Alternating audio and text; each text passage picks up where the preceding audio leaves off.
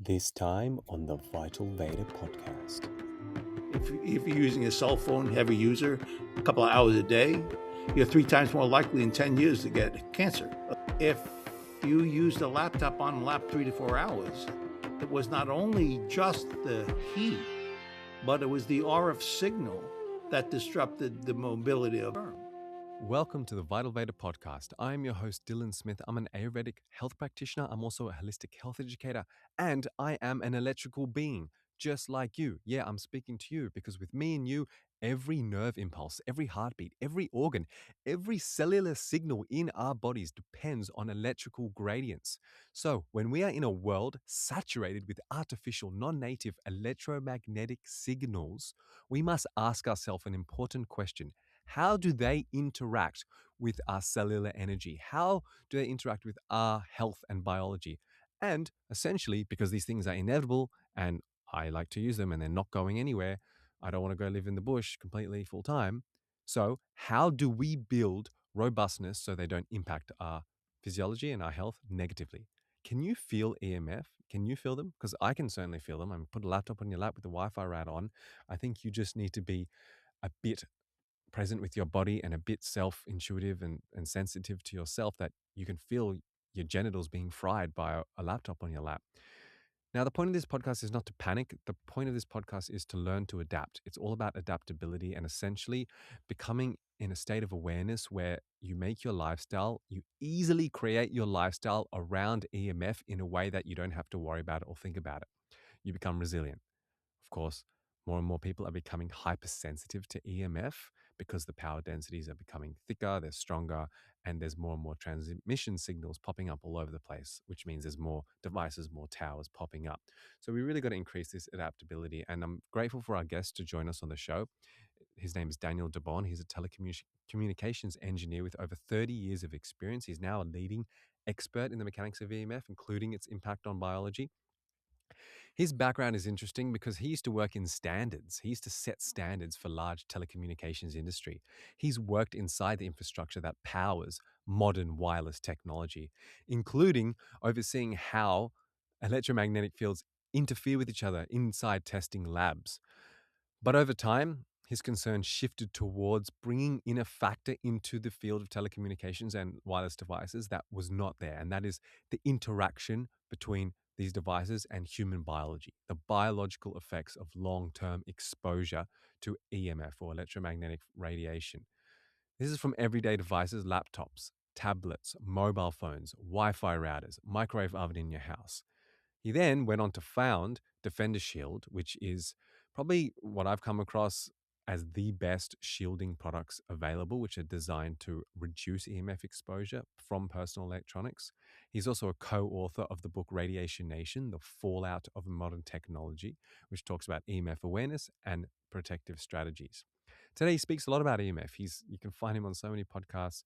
He's an author. He's an engineer who speaks about it from an engineer point of view, understands how these systems are built and tested. So we get a little geeky in going to geeky, but simplifying, really getting to understand what actually are the different frequencies, what are the watts and the gigahertz, and what does this all mean in a very fundamental, like, childhood level, and then the mechanics of how it actually interacts with human biology, followed by how we can simply rectify it and essentially go beyond it, become greater than that, develop a frequency as well as common sense distance from these devices, but still utilizing these devices in our everyday life to enjoy them, but not get affected by them. So I'm so excited for you to join this podcast. If you enjoy what you're hearing, share it with others. This is really important to share with others, especially those who are putting AirPods or AirPods in their ear, or Bluetooth wearables, or sitting with a laptop on their lap without protection, or putting a mobile phone next to their brain without protection. And we'll get into how to protect and do these sources. So enjoy the episode. Much love.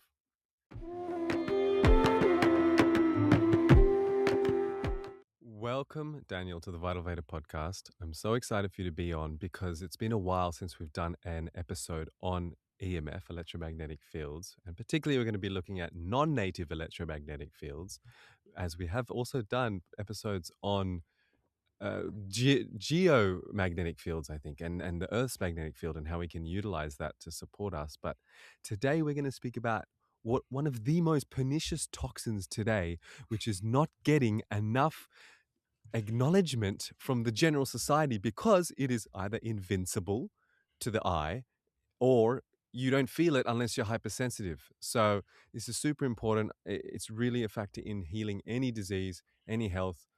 I want to just introduce you, or allow you to introduce yourself. But what I find fascinating about you is you were in the telecommunications industry as a Yeah. regulator, and you kind of saw you never learnt about the correlation between telecommunications and health, and that brought you, one of the reasons it brought you to the field of shielding from EMF. But when you were in the telecommunications industry, what were you regulating? So thank you for inviting me, Dylan. I'm excited to chat with you today because I'm passionate about the subject, as you are. Thanks. And years ago, I was in the telecommunications business, as you said, and I literally defined the standards. My organization defined the standards that the entire US network was built upon. And then I would look at all the technologies that meet those standards to make sure that they could be installed into these networks that we have in the US. So I was very involved in what it is that needs to be provided in service and how you get there with technology. So I had a lot of experience in this space. And as you were pointing out, by the way, I was worried about what the electronics would do to other electronics, not what is electronics doing to a person. And that was not unusual. My counterparts, my peers, were the same way. It wasn't like we were trying to avoid anything. We just concentrated on the engineering of the problem and came up with the answers to the problem.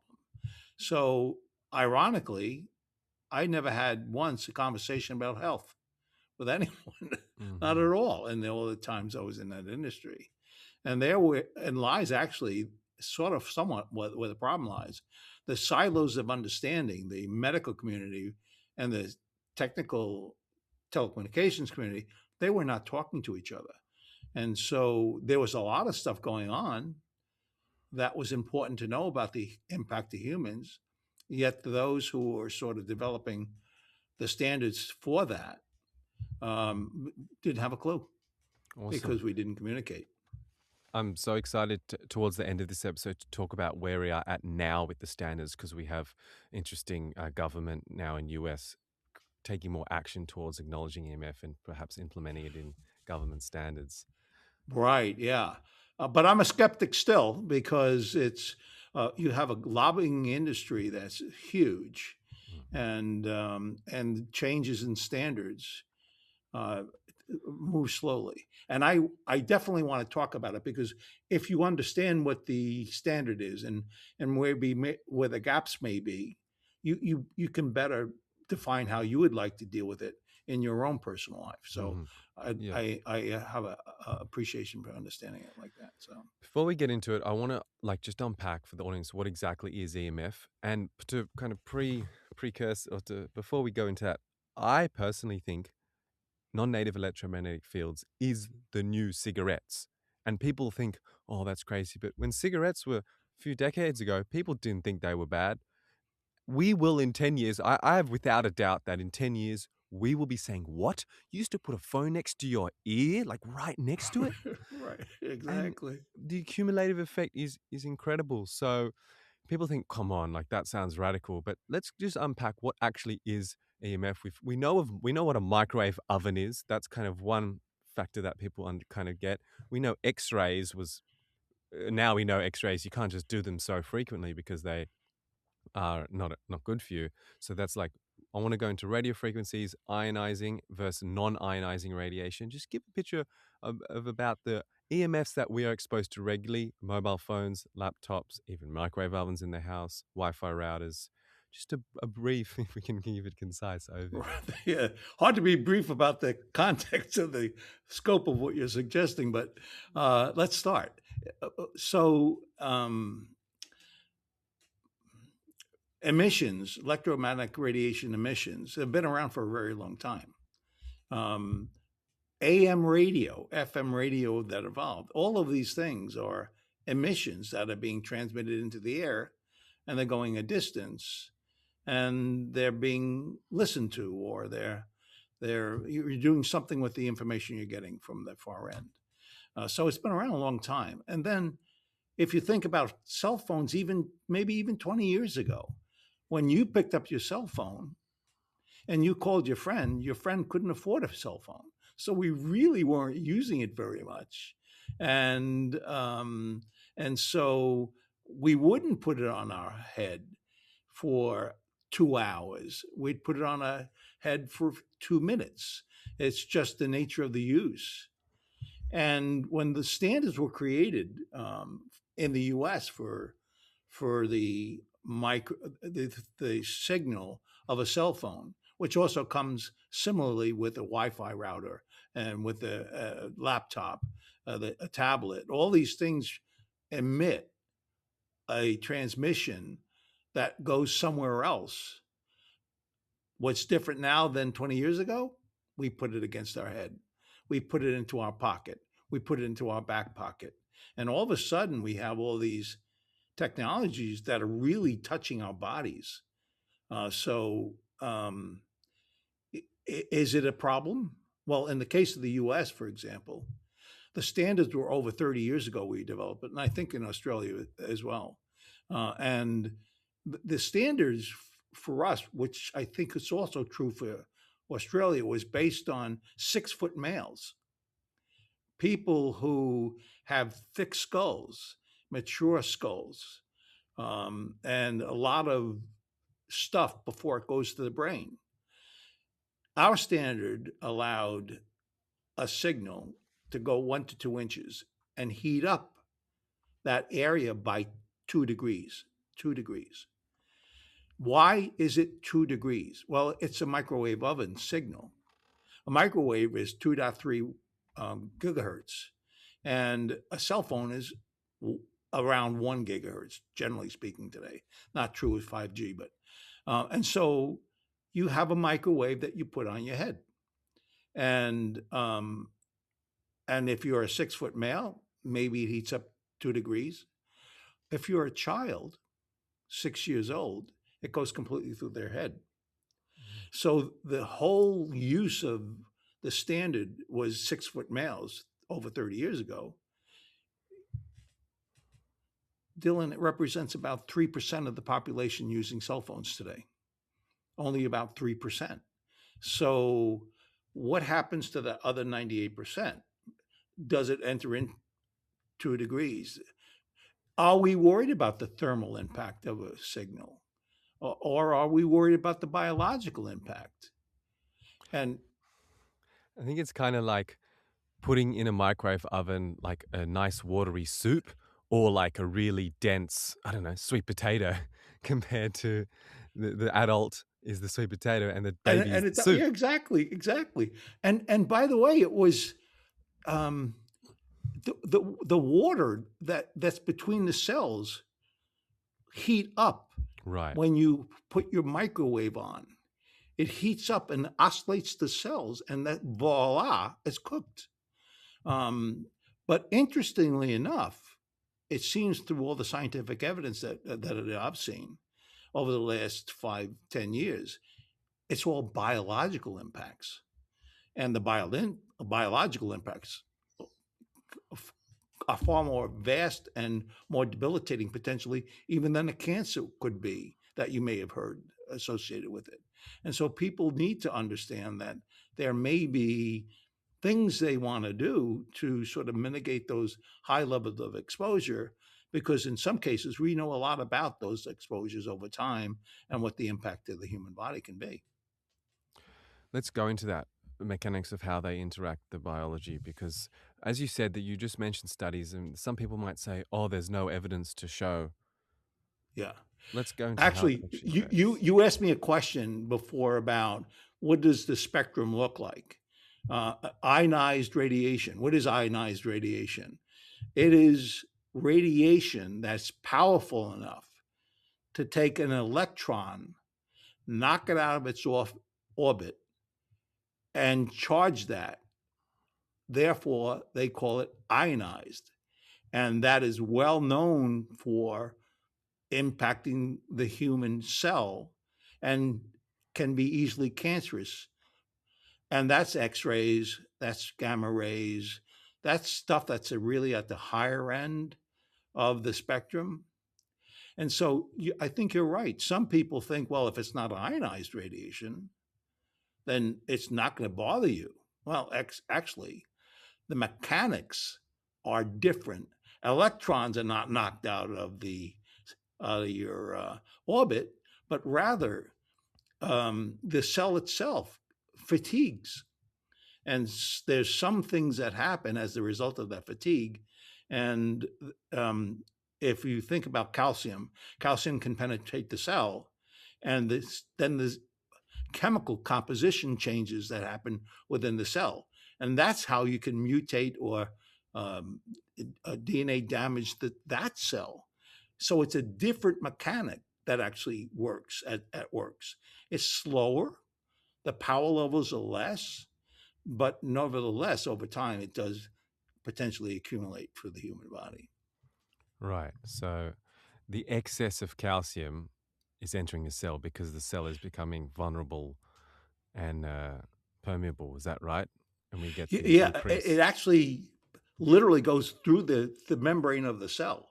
And when it gets through, that calcium, as a result of the weakening of the cell, it becomes stronger. Now, Dylan, that's one line of science that we know well, and it's very well established that is a mechanism of breakdown. But it's also true that I think you actually pointed out there's stress. There's actually a stress, and some people think about it as oxidative stress. Right. And oxidative stress is just an imbalance of free radicals and antioxidants, right? And so net result is a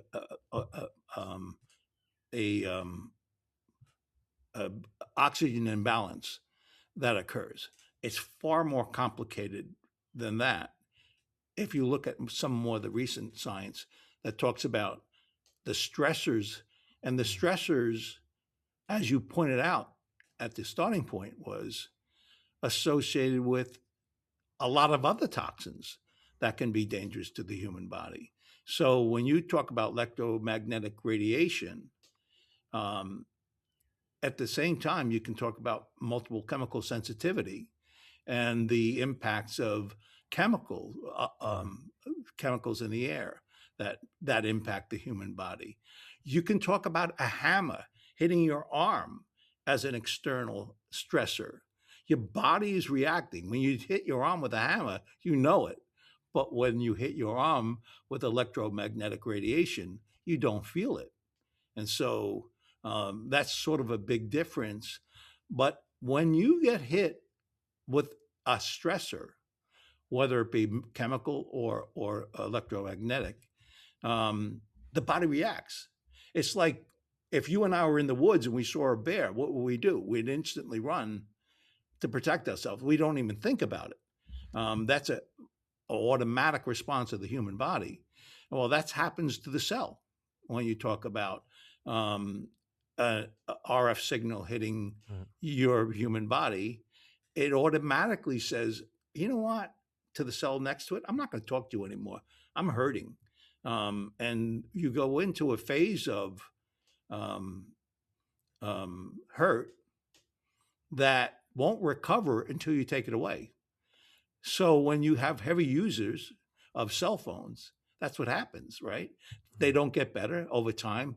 If you're using a cell phone heavy user a couple of hours a day, you're 3 times more likely in 10 years to get cancer of the frontal lobe. That's because the stressors are hitting you, and it's so good. But if you use it for a couple of minutes a day, you likely will never need to be concerned about the impact of that stressor because the energy simply doesn't have enough time to get more aggressive with the human body. Right, right. So just to summarize, basically they're kind of knocking at the door of the cell, opening up through these voltage gated calcium channels, which Right, allows excess calcium, which is important but not in excess, which creates the reactive oxygen species and creates the oxidative stress, right, which damages the cells, damages the DNA, right, reduces the energy. You spoke about this like dead kind of or low energy cell, like fatigued cell, which really correlates, I guess, with the brain fog that people are experiencing, or just the lack of lust for life, the lack of zest for life, that low energy that people right. have. And this, I think, is, and we see, I've heard these, what I've researched, these voltage gating calcium channels are particularly concentrated in three parts of the body: the brain, the heart, and the genitals. And So, you know why, right? Soft tissue. You're right. exactly right. More water, more Yeah, water. yeah, So this is why when people are, first of all, putting a phone next to their ear, or putting the woman, they're tucking the phone in the breast, like the bra when they right. exercising, or even just a phone in the front pocket. I'm just like, oh my God, this is a recipe for disaster. So that's a great summary. And I appreciate that because now we're going to change the subject. Am I worried about oxidative stress or cancer, which is typically the result of calcium channel, right? It turns out that electromagnetic radiation hypersensitivity is something that's fairly modern. Why? Because we didn't have electronics around us. And when 10, 15 years ago, roughly speaking, 20% of the population was electrohypersensitive, of which 80% were women. And what does that mean? Well, there's neurological impacts.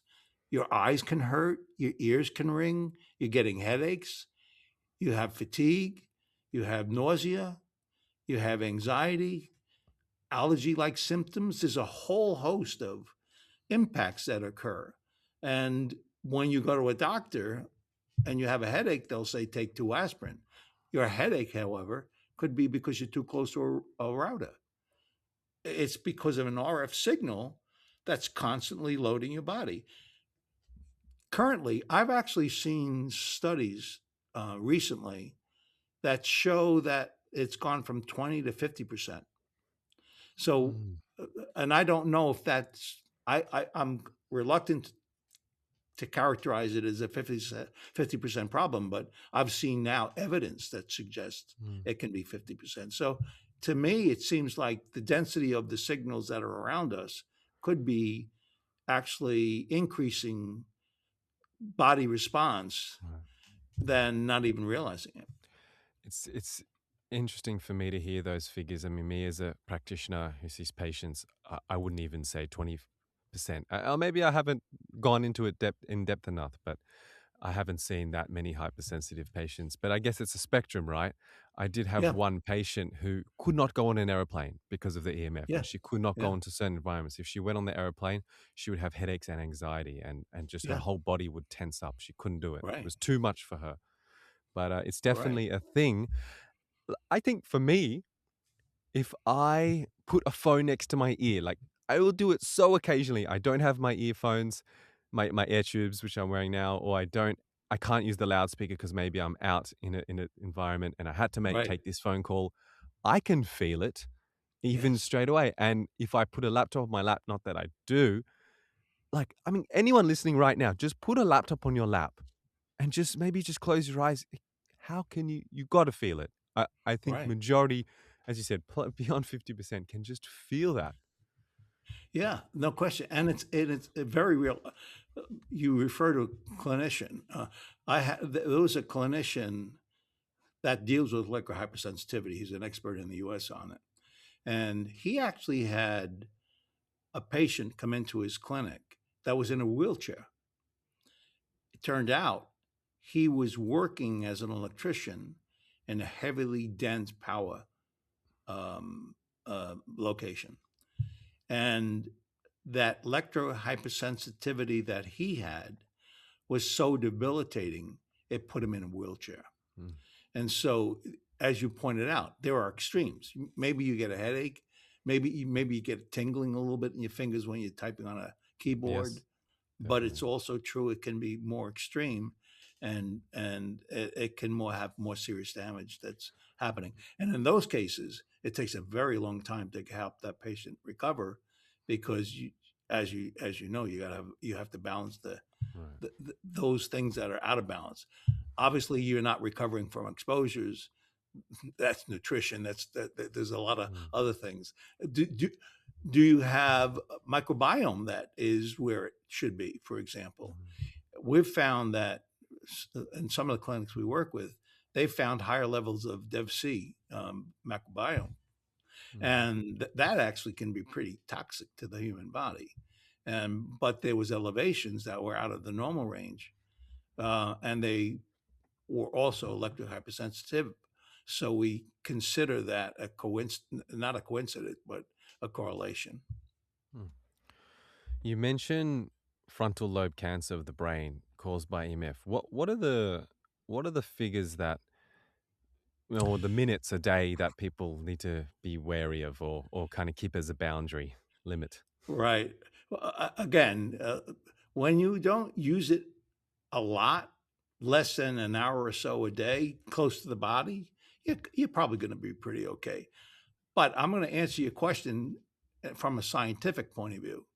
The cell phone transmit levels in the US are 1.6 watts per kilogram.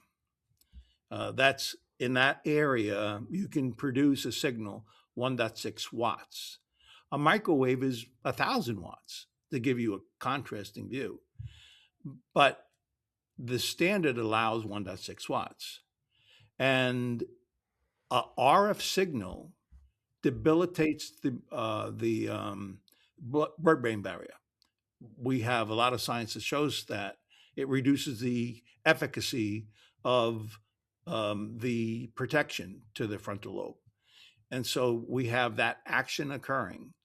So it's maybe not taking quite as much as you may think to get to the frontal lobe. In this case, you can have 0.1 watts, which is about 15 times less the power level, that can mutate a cell in the frontal lobe. Mm. Wow. So when I hear people putting things in their ears, I get concerned because there's a constant load. And in some cases, there's transmissions directly through the body and through their head. And you know, I don't necessarily think it's a great idea to find that convenient and also take the risk of the potential damage. And what we know from research, that there's been a 2% frontal lobe growth of cancer in over the last 10 years, compounded 2% per year. Mhm. So we know it's hard to say that's because of your cell phone, but it's also true you can't ignore it because it's associated with the growth of the use Right. of the technology around us. And it's one of the toxins that is affecting the Right. It's brain. one of the toxins. Could be many more. And if it's weakening your blood-brain barrier, then it could be that in combination with the glyphosate that you're breathing in, or Right. if you're working on a building site, all Right. Oh, these it's even things can worse. Right. affect. Right. I also want to talk about the gut a tiny bit. I have a friend of mine who is an expert on microbiome. And I remember him telling me that you have 10 times more bugs in your stomach than you do cells of your body. Right. And that you muck around with that, there's concern. Well, it turns out RF signals, like a cell phone or microwave, the bugs like that. And they actually propagate at accelerated rates under those exposures, which, as you know, can disrupt a lot of stuff, including your immune and and other aspects of the control of the relationships between the microbiome and the brain also come later. So, in contrast, by the way, because I'm often asked about 5G, I'm going to, a cell phone works about 1 gigahertz. That's 1 billion cycles per second. One billion cycles of what? Of the transmission? So let's talk about that. What is a hertz? A hertz is 1 cycle per second. And so if I put my finger here and in 1 second a wave goes by, that's 1 cycle in 1 second. And that's a When wave I of say radiation? a It's a wave of transmission. radiation. Okay. Yes. Right. Think of it like the water on an ocean. Yeah. The waves going by a point, and how many waves go by at that one point over a second. Now, you have 1 billion cycles per second in a gigahertz. And so that has a different impact to the human body than 1 hertz. 1 hertz, by the way, is typically the Earth is up to 15 hertz DC. So it's really low. The body's sort of used to it. At 1 gigahertz, it's sort of trying to get used to it. Not quite there yet. But at 5G, there's been studies that I've seen at 20 gigahertz, 20 billion cycles per second. And guess what? Bugs like that even more. This is the bad bugs. This is the non-beneficial bacteria. The bad bugs, right? Exactly, right. And so it reminds me of cancer, the relationship between cancer cells and chemotherapy. It's like a poison which can kind of knock at their door and irritate them and shake them up, and that's when they kind of fight back with more proliferation and metastasis. Right. Yeah, exactly. And that's exactly the case. And that's science. It's not a guess about this stuff. It's simple science. I mean, there's also science to show that how EMF does affect the cancer cells, because it's again irritating the water of the cell, the cytoplasm, the gel. Yeah. It's making that more dead, which causes, as you said, these dead cells. When cells get dead or they get low energy or low, what we call prana in Ayurveda, like life force, they have low life force. They're very dull. That's when they start to clump together and form a tumor. So we want cells that are full of energy, full of life force, prana. And that's a wonderful observation. Here's another. When you muck around with your gut, that's what mitochondrial repair covers. And you become weakened in those spaces, which allows your body to build up its strength, particularly at night when you go to bed. You rebuild that. So if you're not keenly aware of that sort of potential impact of having the sanctuary in your bedroom, you disrupt the recovery into the following day as a result of that. And that's very important, in my opinion, to be careful about. Absolutely. Recovery. We have to, with all the toxins that we're being exposed to. They're not going to go away. So we need to maximize that. And we're going to get into the action steps and see that sleep is key. Before that, you mentioned 5G. So about 6 to 7 years ago, maybe, I don't know, was it COVID or before COVID? 5G was this big thing which everyone was trying to protest about. And we saw, even now on the Wi-Fi routers that we connect to, you got your regular 2.4 gigahertz. So you mentioned 1 gigahertz being a cell phone. 2.4 gigahertz was the kind of standard 3G, 4G. And then we have at least in Australia, we also have if I buy a Wi-Fi router, I will have the option to connect it to 2.4 gigahertz or 5G. Now, I'm also heard that 5G is not actually the 5G. Like, I don't think it's a 20 gigahertz 5G. Right. Yeah. Remember, it's like you have 2.4 gigahertz, meaning you have a wave going past something in 1 second, and it's 2.4 that go past billion cycles, right? Right. When you say 5G, it's actually not 5G technology being applied, but a frequency rate of So it's 5 5 gigahertz. billion, 5 billion. Yeah, right. 5 billion cycles per Right. second. And people get Haha, all confused about right. that, right? That's like deceiving. I think they're trying to think, oh, you're getting 5G, the high new technology with your No, Wi-Fi no. router. But okay, that makes sense. So, like, I mean, we've seen 5G towers, but how active actually is it? Is it actually implemented? What's going on? Yeah, let's be, there's a lot of people that can get concerned. Um, there is concern, legitimate concern, because we really don't know in science what the implications are because we really haven't studied it. So it's not, it may be very safe, it may be very dangerous. We really don't have evidence, strong evidence yet about it. But given I said that, when you have a cell phone, I mentioned 1.6 watts per kilogram, right? That's a power level. It's about this high. Well, when you have a cell tower, it's maybe 20 watts. So when you're really close to a tower, the energy levels are much higher than what you have from a cell phone. When you start looking at 20 gigahertz, which is a 5G uh, speed, is sort of where you're starting to part from where we know there's a lot of science. 1.6, a lot of 5G stuff being deployed today is less than 10 gigahertz. So we know a lot about it, right? But when you get up above 10 gigahertz, in the 20 space, for example, do you know it takes 40 watts from that tower to go 750 feet? So the distance of these higher rates are much shorter. And so the power levels are higher to get there. Mhm. And that's really where there may be real concern.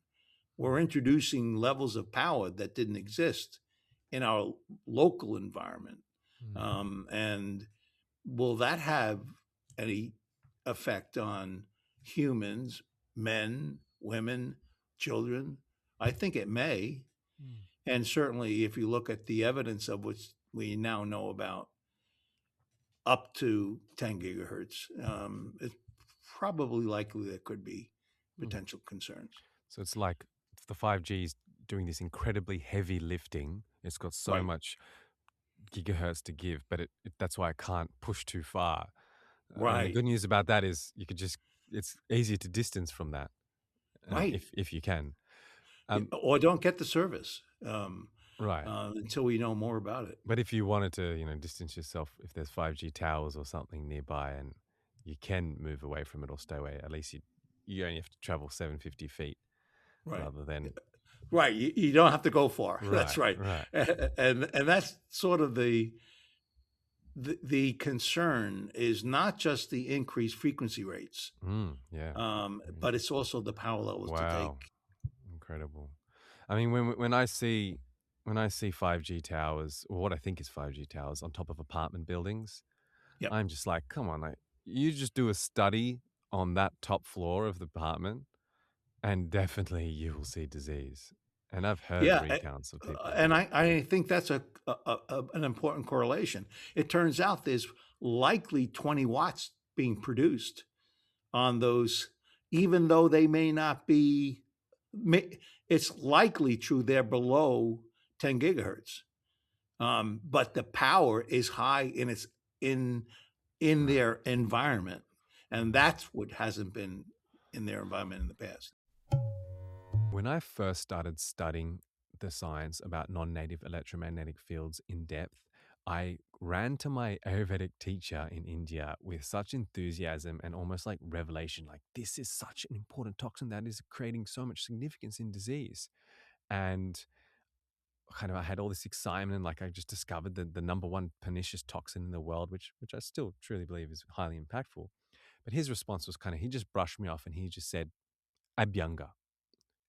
Abhyanga is self oil massage. And that was his solution to EMF. it's about giving yourself an oil massage every day, because when you do that, it nourishes the fat tissue, it stabilizes your nervous system, and it strengthens what Ayurveda calls kavach, which means your protective armor. It's a field of armor on your biology, because we are electrical beings. So when you have healthy cell membranes and well-nourished tissues, especially the sebum, the fat tissue in the skin and below the skin, that regulates how signals move through your body. You can download our free Abhyanga guide, free guide poster, which teaches you. It's in the show notes, the link. And you can also listen to a guide where you don't have to look at a poster. You just close your eyes, listen, and practice this self-oil massage. And that's on Insight Timer, under my profile on Insight Timer, Dylan Smith.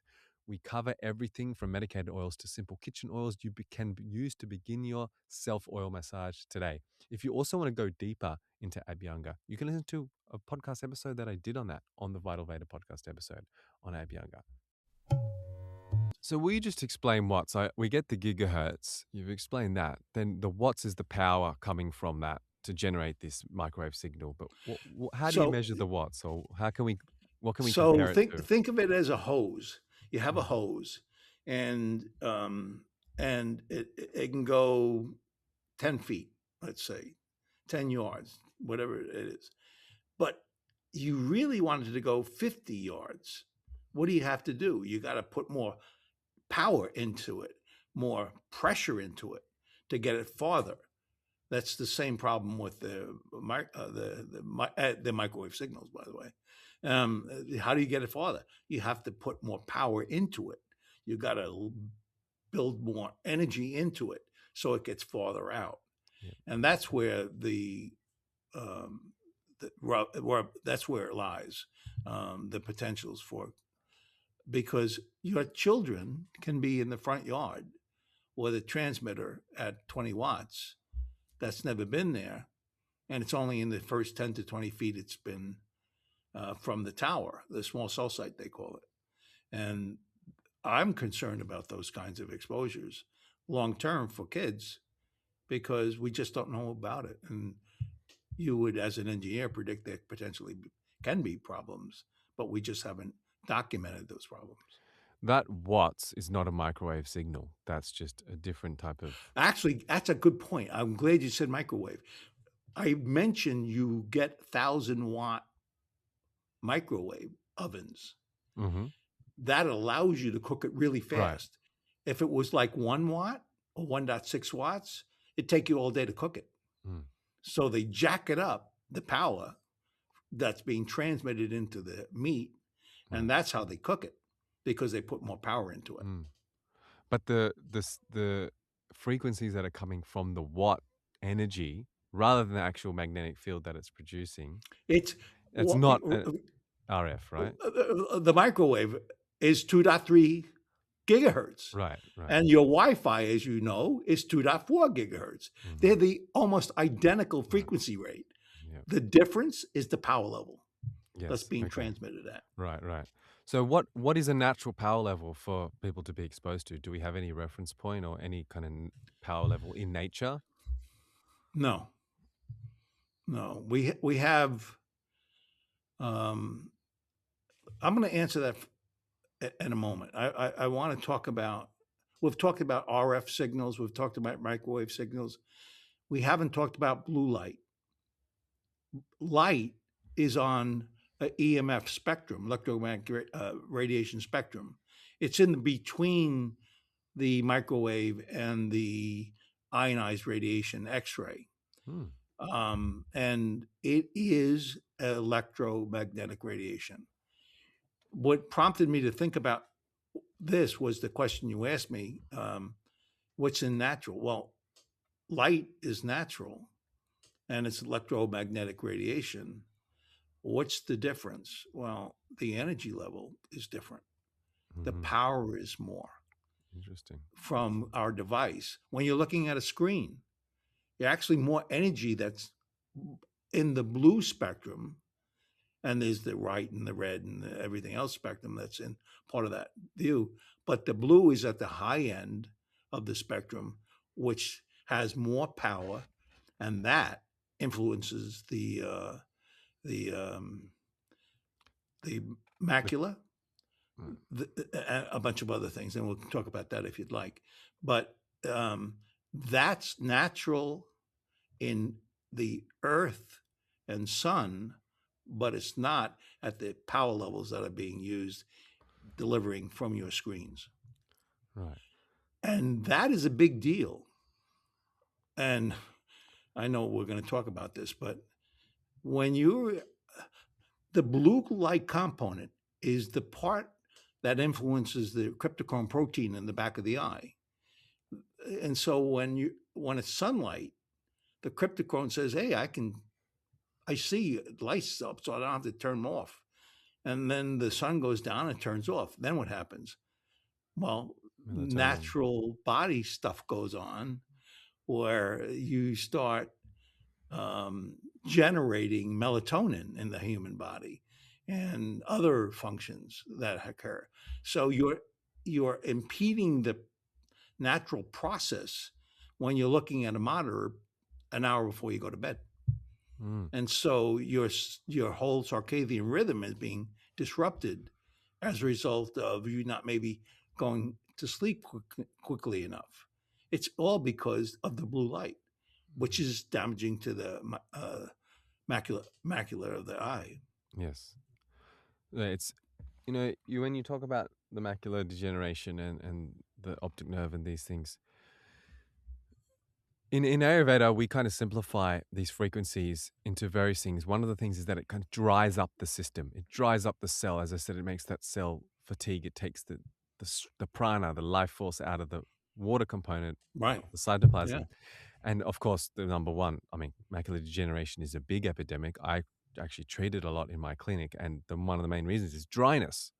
There's so many factors that can dry it out. But literally, a blue light and these EMF coming from the screens can dry out your eyes. Yeah, but you know what's also at play? You don't blink as much. Right. Wow. You're not blinking, so you have dry eye as a result of not blinking because you're looking at the monitor, which is, of course, another complication of the eye. So comparing, say, the sun or the full moon to a computer screen, they both have the same amount of Kelvin, which is the light temperature, which may be about, say, 6,500 Kelvin or 7,000 Kelvin, as opposed to like a red light. But the power density, you're saying, from a device is more compared to even the sun? Closer. It's closer. Okay. Yeah. Even though the sun's, of course, an incredible powerhouse, you're still not getting that amount of... Do you measure it in watts? Like, is that watts coming from through the blue light through the device or through the sun? Is that a watts measurement? No, it's the intensity of wattage from the monitor screen. It's measured in power. And that's levels that are typically higher produced to present the image than the power that you have from the sun. And interesting how you said blue light is in between microwave radiation and ionizing, which to me, if it's more towards ionizing, that's even more powerful than microwave radiation. Would that be right? It could be. There's no evidence that that's true. But because you just brought that up, I'm going to bring something else up. You're talking about terahertz, trillion cycles per second, when you talk about non-ionized radiation, right? An X-ray. Ionizing, you mean? When ionizing, right. Yeah. And when you get to 6G, it's up to 2 terahertz. Wow.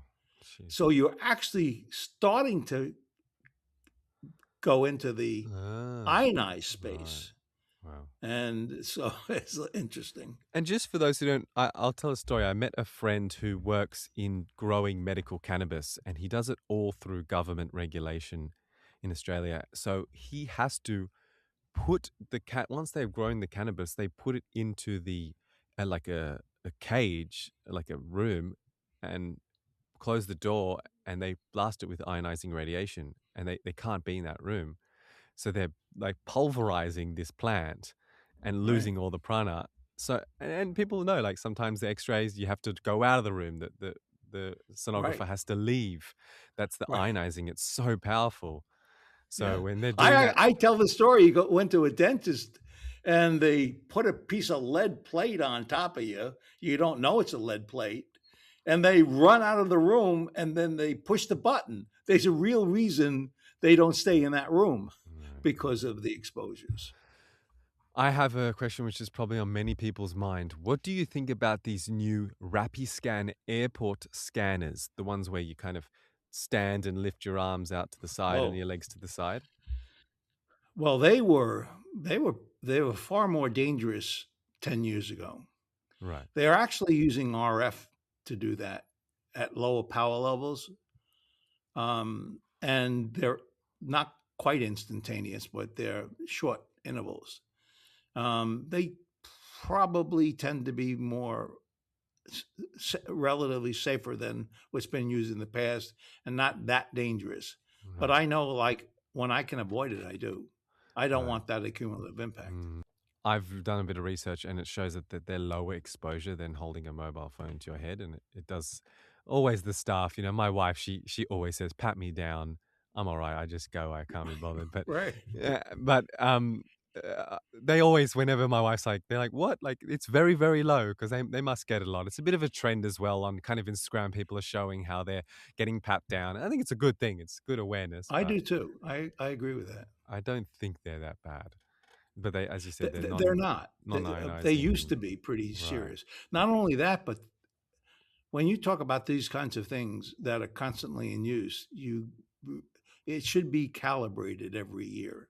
Right. And there was no evidence of consistent calibration of that technology. So where you thought the power levels were one thing based on the standard, they were maybe 10 times that because they weren't calibrated. That Yes. was chronic Right. problems Right. in the past histories of And technology. and what's interesting, so when you were regulating the industry, you had nothing to do with health. It was just regulations of interacting with Right. other devices. Yeah. Is that What happened was, um, I was in the stands for so long, and then my sons, who were adult men at the time, had their laptops on their lap, and my wife says, "I want grandchildren. Get them off your lap." She's in social work.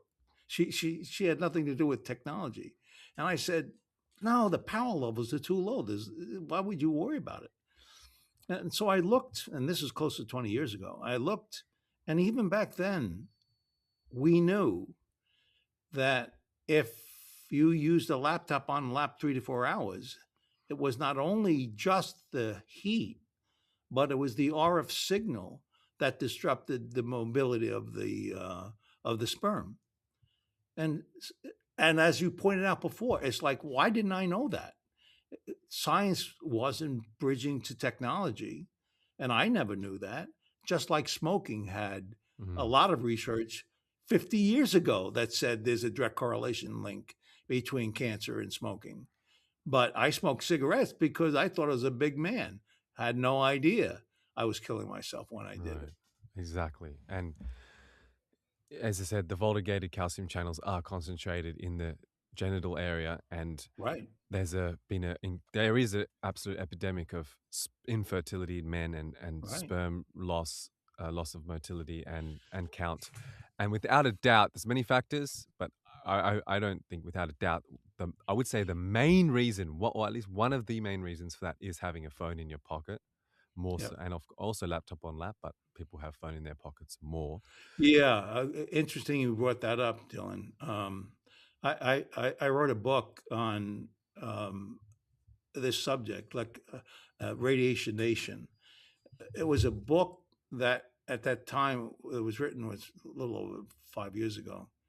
Talked about what it is, um, what science knows about it, and what you can do about it. I tried to give that description Mm. because it, people didn't fully understand, and we did know a lot. It's just that people weren't learning a lot. Well, I had a fellow, a Dr. Prasad, look at what I wrote, and he's a bio, um, biochemical expert of the highest order, a brilliant man. And he said, "Dan, I read your book, and you said that a 12-year-old girl can put a cell phone in her back pocket and there can be DNA damaged or mutated cells as a result of that." I had seen science that suggested those kinds of direct links, and I wanted to make sure I sort of mentioned it. So if it would really be true, at least you'd be aware of it. He said, Dan, I don't really think that's true. I said, okay, I appreciate your view.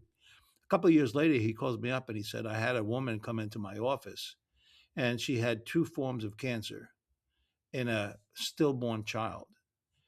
If you had one of those cancers, the probability was close to zero you would have it.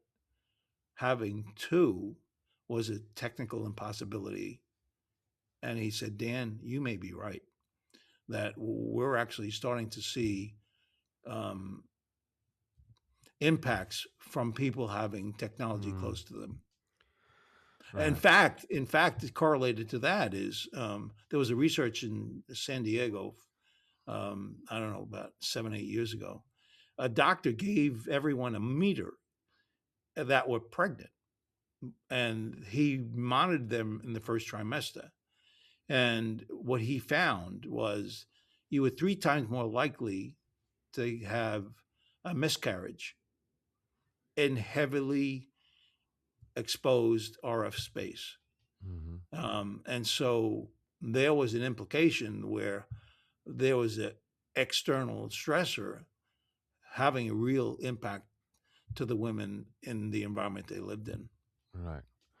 Yep. So in Ayurveda, in our clinic, one of the biggest things we work with is preconception and fertility. And Yeah. definitely, if you are going to have RF signals in your reproductive organs, even though you may get pregnant and you may have the baby, it can happen with complications, and that's due to the low cellular prana, so structure, and perhaps mutations, as you said as well. Yeah. So, but on the laptop on the lap, you make a laptop case, which we have, and I love it. It's like a kind of hard magazine laptop case, which you can take out and use it on your lap. I mean, Yeah. I hate. Sometimes people will come to our house and like work with us, and they've got the laptop on lap, and I give them the shield. So when you have the shield under the laptop, so the shield's between your lap and the laptop, okay, you have it from going down, but wouldn't it also be coming from the screen and to the keyboard to you So, in so front what of you're you? referring to is what is an RF signal that's being generated by all of these technologies around us. It's an omnidirectional signal. Right. It goes everywhere. It starts tiny, tiny, and it expands all the way around like a big ball, keeps on going out, and can go up to several miles. And so, how do you try to protect the human body from something like that? So, what you do is you go after the most likely critical location of the human body you want to try to protect.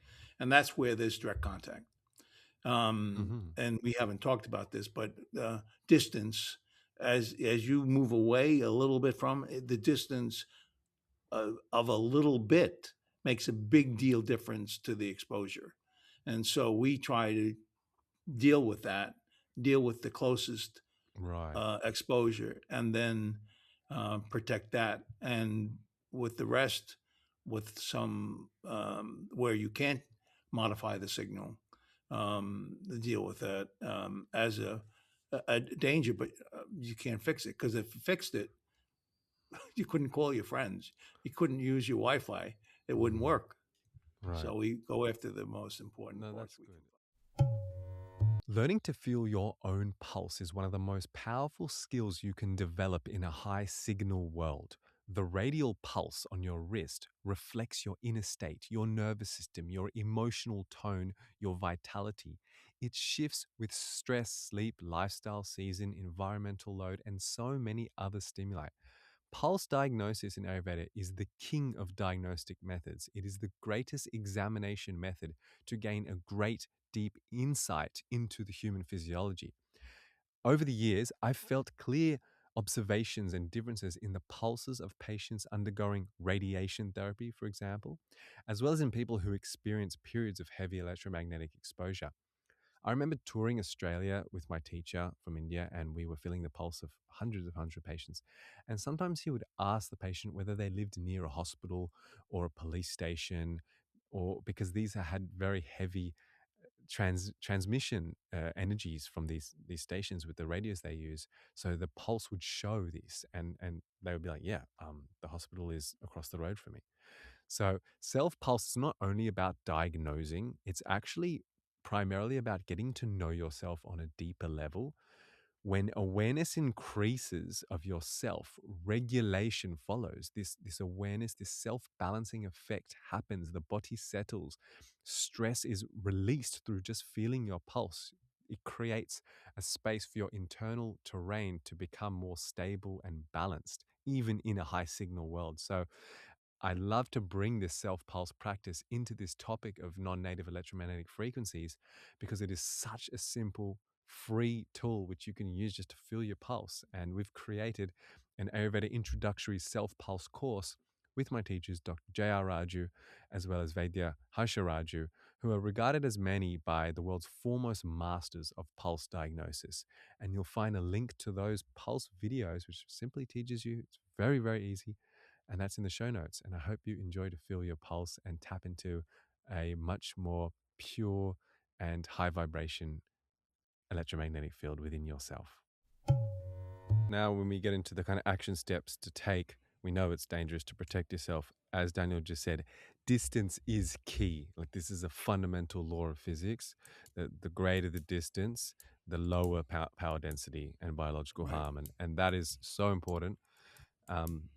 I think what I'm now starting to do, like just literally yesterday, now that I'm researching your work more, we also have a baby blanket, an EMF baby blanket, which, by the way, I measured. I have a device, and I measured a bunch of shielding ways, and that was by far the best from what I measured. And I don't know how good my device is, but that shielded the best, better than, I tried with the laptop, the laptop case, trying to block it, or I had another shield which I tried to block it, but the blanket was very effective. So I'm going to Yeah. start wearing, like, just having that on my lap, and also for my Yeah. wife having it on their lap just while we're Yeah. working, because it's very, especially for the reproductive system.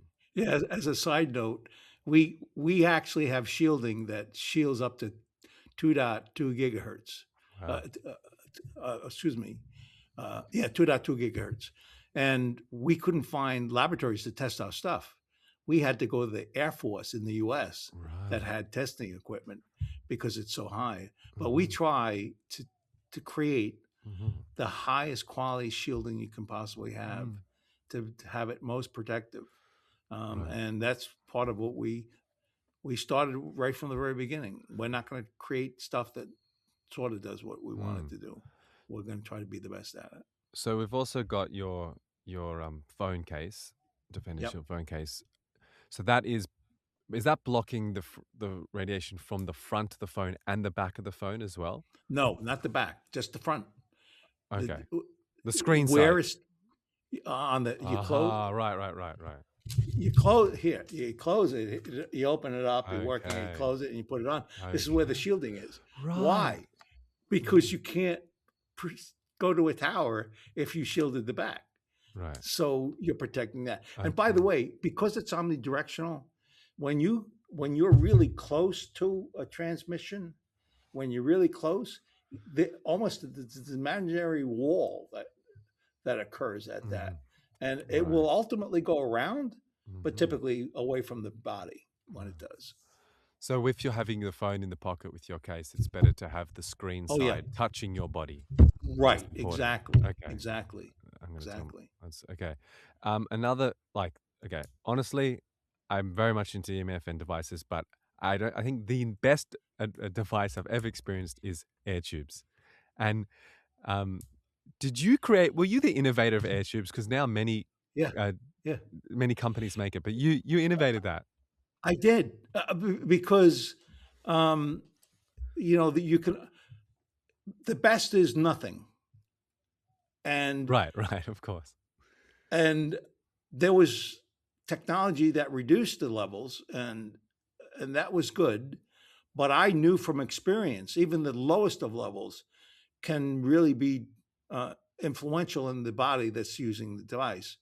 So we actually took me over a year to create that product because what we had to do is find the technologies that we could embed into the various parts. Like, for example, we actually shielded the wiring that goes up, we Wow. actually shield it and we ground it. So we're minimizing that exposure. And then there's a conversion from electrical to acoustical that's in aluminum, which shields it. And then we have it only an acoustical link between the transmitter, the speaker, and the earpiece. So you're safe, completely safe. Just to explain to those listening, and you can see on the video, so the speaker is actually probably, well, it's like maybe 10 to 15 centimeters away from my ear. And then between the speaker and my ear is literally just a plastic tube of air, and it's traveling through that tube into my ear with great stereosonic sound. So it's not only I'm not having a wire in my brain, like an antenna in my ear or brain, but I'm just hearing it from, maybe 10, 15 centimeters away from me. And I didn't know how that's all shielded as well. That's It's incredible. all shielded. And also, like, yeah, I just want to like congratulate you because you also keep refining the product. I just spoke to your team recently and I mentioned how, there was this thing where it would snap off after like a year or two. The earpiece there was some plastic thing, and you've rectified that, and it is obviously we're not going to stop listening to phone calls and listening to podcasts. This is one of my most useful things, these air tubes, and I'm so grateful. Well, thank you.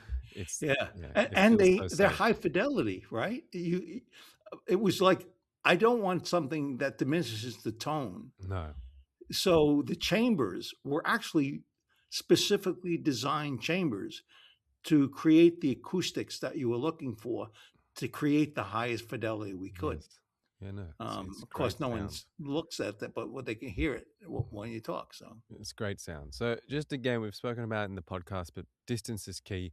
Instead of putting your laptop on your phone in your pocket, just put it on the table next to you, or even better, right, leave it exactly, further away. Same with the laptop. Like instead of having it on your lap, put it away from you. And even better, right, get like what I've got, a keyboard that's wide and a mouse that's wide. Like it's that I love. So I don't have to have my wrist and my pulse on the laptop. It's actually right, distance. That's huge. Like I can feel the pulse, the fields going into my pulse when I do have my hands on the laptop, which I do when I travel. I don't take my keyboard and mouse with me typically. right. But and another thing which I would love to get your opinion on, my best friend is airplane mode. I mean, my phone is probably on airplane mode 90 to 95% of the time. I only turn it on when I need to use it, and I prefer not to be contactable. I mean, what a liberation to not have to be on call. How effective is that? And just to add, while also on airplane mode, my Wi-Fi is off and my Bluetooth is off because those can still be on but not connected to a source if you're on airplane mode. So everything is Dylan, off. that's exactly what I was going to say. Right. There were actually 4 transmitters coming out of a cell phone: Right. Wi-Fi, Bluetooth, GPS, and the cellular connection. Right. You don't need any of them other than the phone to work. And so I don't keep any of those other components on. And when you turn off and are in Wi-Fi, in airplane, you're not turning off the transient signal of the GPS. Right. It's not a constant load, but it's transient. It does transmit. What And that's is why that? I What is say that load? Like how it's the same significant is load it? as the 1.6 watts, but it's a Okay. shot information. I Right. shoot it out and it Mhm. doesn't transmit anymore. Then Interesting. a little while later, it shoots it out and then doesn't go anywhere. So we'll jump to the sanctuary, the bed sanctuary. You can put it on airplane mode. You still are being exposed to an RF signal when you have it close to your body. In fact, I was at a podcast and I told the podcaster, you don't want a cell phone on your nightstand. And she was being very nice, and she said, "Oh, thank you so much for letting me know that." And I said, "The reason why you don't is because your waves in your brain can be influenced by an RF signal, and you definitely don't want to risk that uh, uh, just so you can answer the phone, because it can be disruptive. In fact, electrohypersensitive severe people can be walking, and the brain waves are a sleeping brainwave pattern, and vice versa. Mm. And so you really don't want to trust. So she called back a couple of weeks later, and she said, "Dan, my husband and I are sleeping through the night, and we haven't done it for years. We both took it out of our the nightstand." And for them, that was true. It may not be for others, but you don't want to risk that influence into that environment. So, Mm. and associated with that, I talk about bees in the room. One bee won't kill you, 1,000 will. The more devices you have in your space, the more it's likely you'll feel the impacts of those technologies. You don't want anything producing that influence in your sleeping pattern. Why? Because of mitochondrial recovery. There's a lot of reasons why you don't really want to do that. And so it is really important to become resilient by eating right, by sleeping right, by exercising right. All those things are resilient patterns that allow you to deal with an aura exposure. And Yeah. you really have to work at it. Yeah. Also, it's important to not be fearful of this or to be Yes. anxious because, as you said, resilience, like it's Yeah. inevitable. And there's some very simple things like use the speakerphone or use air tubes or just you can do so many. Turn the Wi-Fi route off at night. You're asleep anyway. You don't need it. There's No, so put much it you on a can do. timer. Put it Yeah, on a that's timer. easy. Exactly. Yeah, $10 timer, and it's away. In fact, the way I describe it is you don't need any of my products if you understand your environment. You can Right. take actions to reduce those exposures, and you'll have no challenges of Yeah. any impact related to an RF signal. And But you need to be aware. that's the empowering thing because if you are aware and you implement these simple distance protocols and it becomes your lifestyle, it's not hard, then I'm happy to go through an airport scanner. Like I'm happy Yeah, to use Wi-Fi occasionally. I used to have my house yeah, Ethernet, but now I'm all right. Like I have resilience and I also do other yeah, things for my health. So it's not hard. It's just very simple. right. And also, one more thing, like avoid Bluetooth wearables, right? Like Oh, AirPods. good. Oh, Well, sorry, that's AirPods. Yeah. I don't know if I finished the discussion about that. It's 15 times more less power level when you use the Bluetooth than your earbuds, Mhm.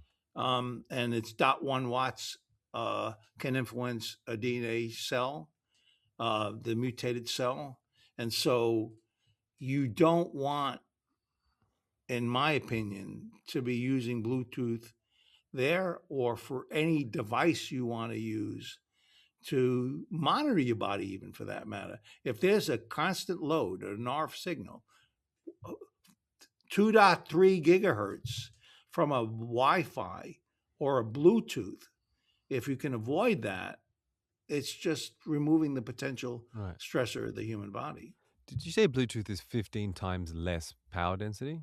Yeah.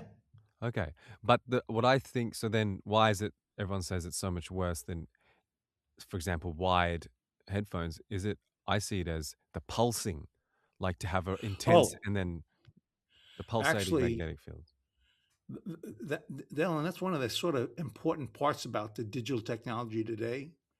It's not, you had an analog signal 20 years ago, same amplitude, same frequency rate, Constant. and there were far less challenges to the human body as a result. Why? Because you'd put information in the digital world on and off, on and off, on and off. It's a pulsing signal. And that's that pulsing difference from an analog signal that is actually making the difference for potential body impacts. It's a pulsing signal. When it was an analog, it was always a constant load. Right. Your body could handle that constant load. Mm-hmm. And actually, I use an example. I can take a pole and put an elephant on top of that pole, and there can be concrete, and it won't break because it's. But I can take a digital pulse signal with the same thing, and the elephant jumping up and down, it quickly breaks. Mm-hmm. So it's a different signal than we've seen in the past. Right. And Yeah. that's really one of the real reasons we see the potential dangers of it today. In Ayurveda, in this traditional medicine which I work in, we call it Vata, which is like the energy of movement or like radical movement, irregular movement. So creating kind of shocking irregularities in the body Right. and disrupting at a very subtle level also. So the ability to really go into those subtle channels of the biology and cause disruption. It can penetrate those areas. Yeah. Thank you so much, Daniel. Very much appreciate you coming on the show and sharing your expertise. I could have spoken to you for another hour at least. Yeah, we didn't even talk about 5G. Yeah, I mean, we also didn't talk about the new USA regulations. Oh, yeah. Now that's potentially in flux, potentially. So who knows? I mean, We'll we see. can see, but still, it all comes down to the people and what you're gonna. I say Right. politics is just a summary of the collective. Right. It's what the people feel, and I hope you can take these simple actions if you want to check out Defender Shield's products, which I think are the best shielding products you can get. You can check out defendershield.com, and we have a discount code Vital Veda, which you can get discount on. And one more thing, like another big important product is pregnancy belly bands. This is something we give to all our patients, and that's just putting literally like a sock for your pregnant belly. And that's absolutely crucial because of all the rich water content and amniotic fluid in pregnancy that's going to absorb. I've heard like 10 to 20 times more frequency than other parts of the body. Like, or if you're not pregnant, like it's getting so much more radiation because of the concentration of the fluids. Yeah. I mean, I was really pretty concerned about it the more I learned of the dangers. And I knew it was a simple fix for us. We could really reduce those potential dangers by simply creating a lining in a piece of cloth. Wow. Simple. But I'd like to end a little bit with a statement, and it's like we're the architect of our own destiny. We really need to take control of what we think is important. And so learning about this and choosing a path with this is a good thing to do. And you can decide what level of concern you should have or fear. I don't think it's fear at all. I just simply think it's understanding the environment we're in. And as you know, in 100 years, an RF signal will be differently dressed in the human body. It will get used to it. And so, but right now it's not used to it. But maybe babies growing up with it are getting more accustomed to it, and it may not affect them as much. Because, and that's historically true, right? The human body gets used to the environment as time goes on. Thank you so much, Daniel. Appreciate the work you're doing so much. And maybe we'll chat again about other topics on EMF. Oh, yeah. I love chatting with you. Right.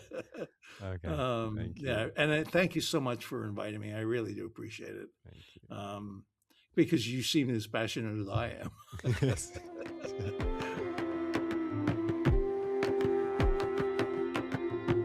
Thank you so much for listening.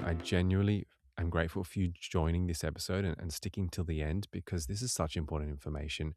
If you enjoyed this episode, I want to share with you other episodes that are on similar topics that I'm sure you will love.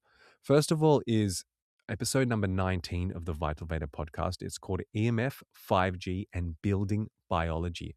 That's with Nicole Bilsma, who's one of the leading building biologists in the world, certainly in Australia. And that is more on the building. How can we optimize our building? Whether Daniel is more about shielding from devices, of course, building also, but Nicole Bilsma is a building biologist and has universities and schools of building biology. The second is an interesting topic on EMF. It's called EMF Expanded, Geoelectric and Human Generated Radiation with Gerard Binney. So that's number 85 of the Vital Veda podcast. And that is about geoelectric and human generated radiation. So more subtle, a bit more esoteric, but more on our internal electromagnetic fields, kind of like what the pulse taps into. If you're interested in what I was speaking about with Daniel about light, well, you got to listen to number 21 of the Vital Veda podcast, The Light Diet, Quantum Health, and Circadian Rhythms with Matt Maruka. And lastly, the mind and the consciousness supersedes all this biological and physical implications. So you got to listen to episode number 151 with Dr. A.V. Raju on how fear shapes disease, because that is ultimately king of how your inner biology and fear influence disease. And ultimately, we got to transcend this EMF. So thank you so much for listening. Remember to check out the show notes. Remember to join Defender Shield. I mean, it's such good products. You can get 10% discount with the code Vital Veda. Check out the show notes for the Abhyanga guide. Get yourself air tubes. I cannot recommend them enough. If you know anyone pregnant, the best gift you can give them is a belly band. Just start shielding more and let us know what you think of this episode. Please share it with a friend. People got to listen to this. People who are putting phone next to their head, using Bluetooth wearables, having the Wi-Fi on at night when they don't need it anyway, they're asleep. Send this episode, share it on Instagram, tag Vital Veda, tag Defender Shield. And until next time, much love.